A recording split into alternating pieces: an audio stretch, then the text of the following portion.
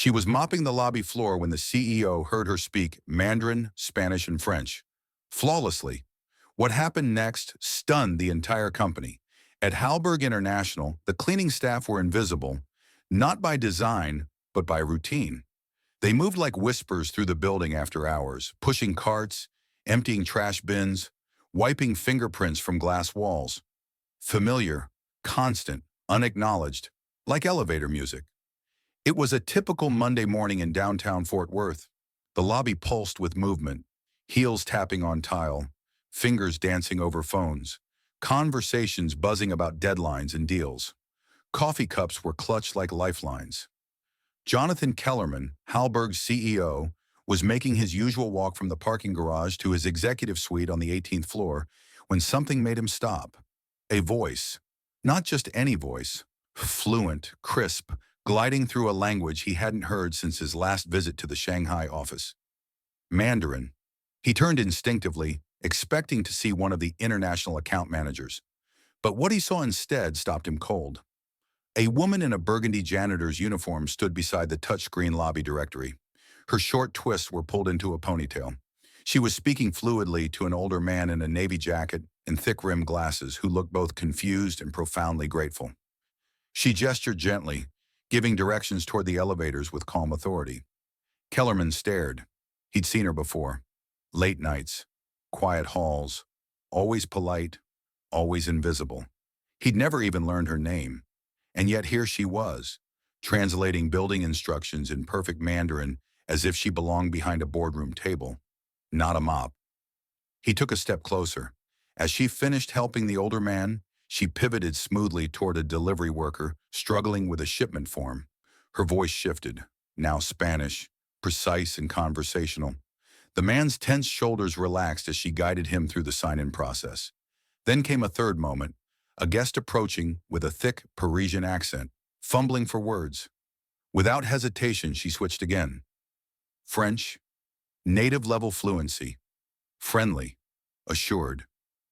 Kellerman watched, the noise of the lobby fading beneath the weight of realization. She wasn't just cleaning the floors. She was navigating the world unseen. And in that moment, he knew everything was about to change. Clipboard, she said, fluidly switching into Spanish. The delivery man blinked, surprised. Sí, gracias. Just as casually, she turned to a vendor, examining a stack of mismarked boxes. C'est mal marqué. De conférence B, pas l'autre côté, she said in French, pointing with a faint smile.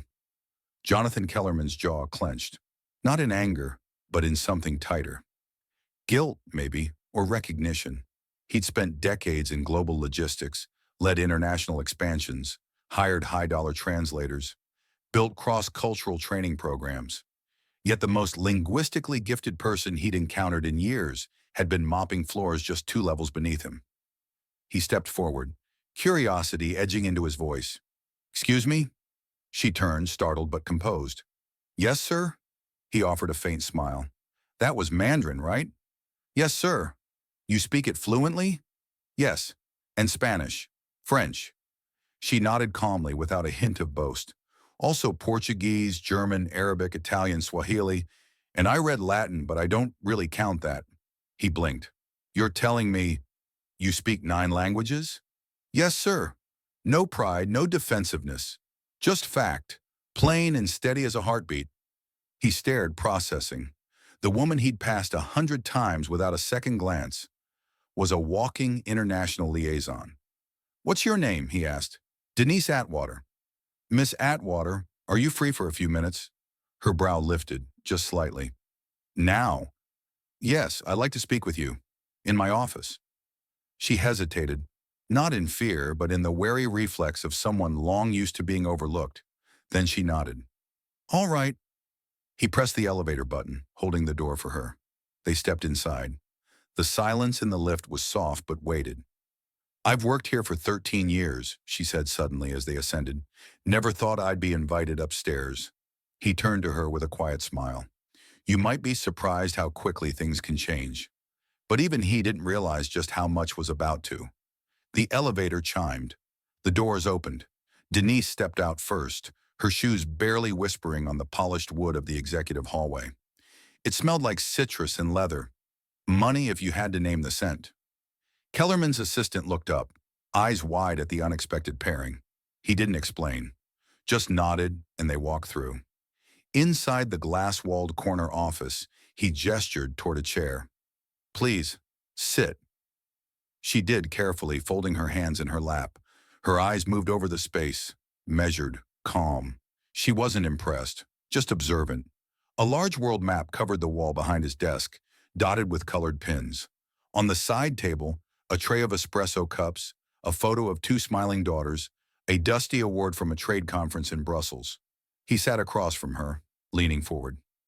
"Denise, I'm going to be honest. I didn't expect to have this conversation today." She nodded slightly, still composed. "But I just heard you switch between three languages like flipping light switches, and I need to understand. How does someone like you end up working here, cleaning floors?" She looked toward the window, then back at him. "You got time for the truth?"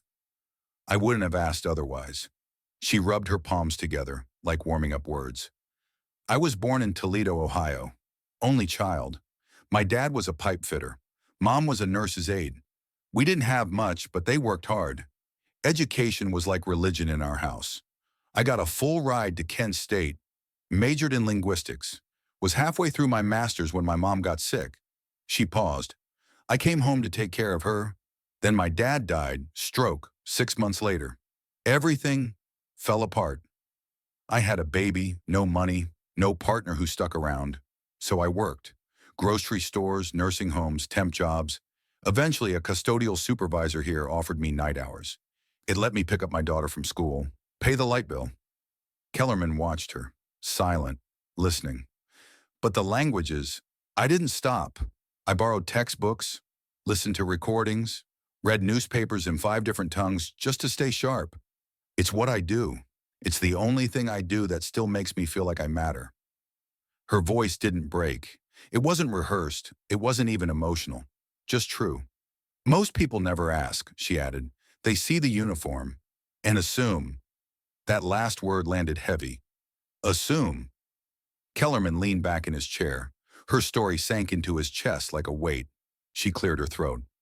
"Look, Mr. Kellerman, I'm not telling you this to make anyone feel bad. I'm not bitter.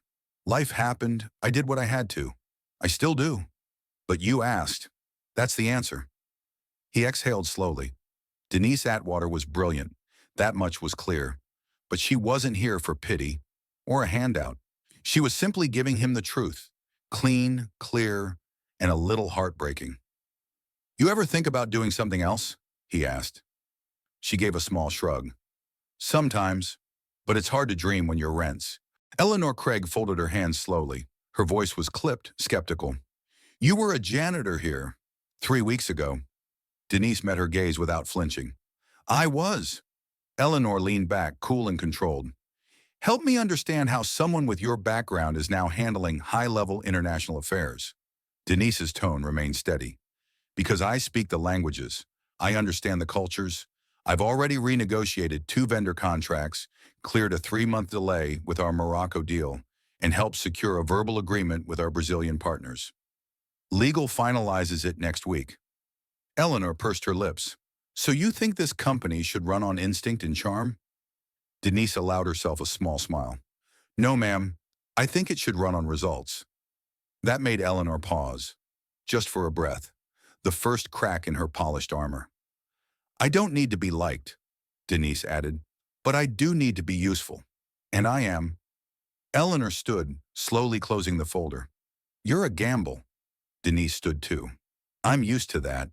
My entire life's been one." XT. Park bench.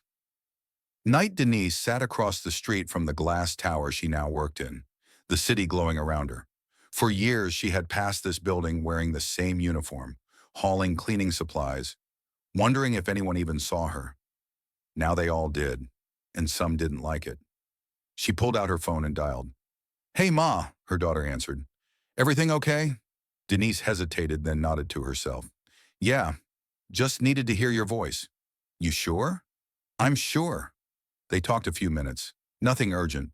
Groceries, the dog, a new movie. But her daughter's laugh steadied her. After they hung up, Denise sat quietly. Then she rose, crossed the street, and rode the elevator back up, head high. In her office. Next morning by dawn, word of her meeting with Eleanor Craig had somehow gotten around. But Denise didn't flinch. She arrived early, spoke at the team meeting, took a call with the German office. No translator needed. Calm, sharp, unshaken. And that day, something appeared on the whiteboard outside her office. "We see you." No name, just 3 words. They meant everything. Kellerman met her over coffee. "Been hearing good things," he said. "I've been trying to ignore the bad ones," she replied, sipping. "You're making waves." She raised an eyebrow. "That a good thing?" He smiled. "Around here, it means you're doing something right." He paused. "I've been thinking about a training program for internal talent, especially those in non-desk roles. There's probably more people like you in this building." "There are," she said. "They just haven't been seen yet." "Want to help me build it?" She smiled. "Already started in my head." The pilot program launched, voice inside. Denise's idea, designed to give overlooked employees access to language courses, leadership training, and visibility across departments. And it worked. People listened. Denise stood at the podium, calm, grounded, real. "This isn't a feel-good story," she said. "It's a wake-up call. I was never just a janitor. I was fluent. I was capable. I was ready. But no one ever looked long enough to see it." She scanned the crowd. "So next time you pass someone without a title, ask yourself, what are you really missing?" The silence that followed was thick. And then, applause. A full standing ovation.